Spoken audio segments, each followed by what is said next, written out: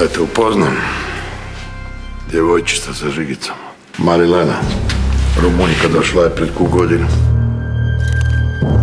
Kako je umrla, se zna? A čudno je to, znaš. Kao da je netko odgrizao prste, iskasapio vrat.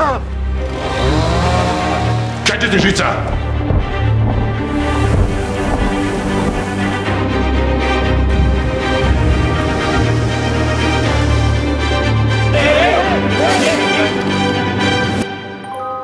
Još nije sve zgubljeno.